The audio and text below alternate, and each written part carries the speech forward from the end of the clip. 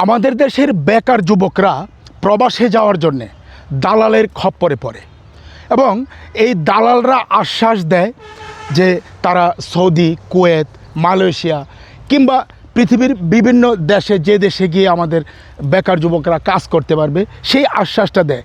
আসলে এই আশ্বাসের কতটুকু পূরণ করতে পারে দালালরা? আমরা যতটুকু জরিপে জেনেছি বেশিরভাগ বেকার যুবকরাই দালালের খপ্পরে পড়ে একেবারে নিঃস্ব হয়ে যায়।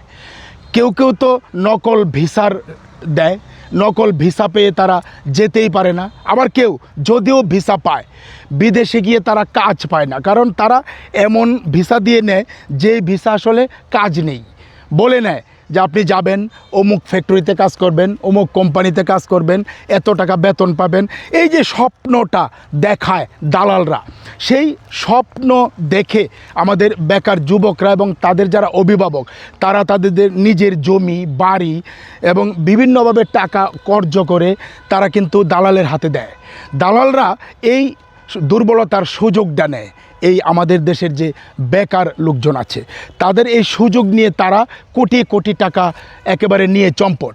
আমি কিছুদিন আগেও দেখেছি আমাদের এলাকার কয়েকজন যুবক এক দালালকে টাকা দিয়েছে ভিসার জন্যে, এবং ভিসাও দিয়েছে, তাদেরকে ফিঙ্গারপ্রিন্ট পর্যন্ত করিয়েছে। সর্বশেষ তারা যখন বিমান টিকিট করবে তখন ভিসা চেক করে দেখে যে এই ভিসা আসলে ভুয়া। দালালেরও কিন্তু খবর নেই, দালাল এখন আর ফোন ধরে না। এই যে যারা টাকা দিয়েছে লক্ষ লক্ষ টাকা, বিদেশে আসলে কারা যেতে উদ্যোগ নেয়? যারা বেকার, যারা আসলে দেশে কর্মসংস্থান হচ্ছে না, যারা ব্যবসা বাণিজ্য করতে পারছে না, তারা সর্বশেষ একটা আশা থাকে যে আমার বাড়ি ঘর বিক্রি করে কিংবা আমার জায়গা জমি বিক্রি করে যদি বিদেশে ছেলেটা পাঠাতে পারি তাহলে হয়তো আমার এই জায়গা আবার ফেরত আসবে এবং এই ছেলেটা আমার কর্মসংস্থান পাবে। কিন্তু আসলে কি পায় না। এরকম ঘটনা কিন্তু আপনি শতকরা 90-95 জনের বেলায় ঘটে। হয়তো 100 জনের মধ্যে 5 থেকে 10 জন তারা ভিসা পায়, বিদেশে যায়। সেটা আবার আলাদা একটা গল্প। বিদেশে যাওয়ার পরে কি হয় সেই গল্পটাও আমরা এই চ্যানেলে তুলে ধরব। এই যে বিষয়টা, যারা দালালের খপ্পরে পড়ে টাকা খোয়ায়, দালালের রঙিন স্বপ্ন দেখায় যে আপনি 2 লক্ষ টাকা বেতন পাবেন, 1.5 লক্ষ টাকা বেতন পাবেন, বাড়িতে টাকা পাঠাবেন, যে টাকা খরচ করছেন এই টাকা আপনি 1 বছরেই বাড়িতে পাঠিয়ে দিবেন, পরে শুধু টাকা আর টাকা। এই স্বপ্নে বিভোর হয়ে আমাদের বেকার যুবকরা এবং যারা অভিভাবক রয়েছেন তারা তাদের সর্বশেষ সম্বলটুকু বিক্রি করেও টাকা তুলে দেয় দালালের হাতে।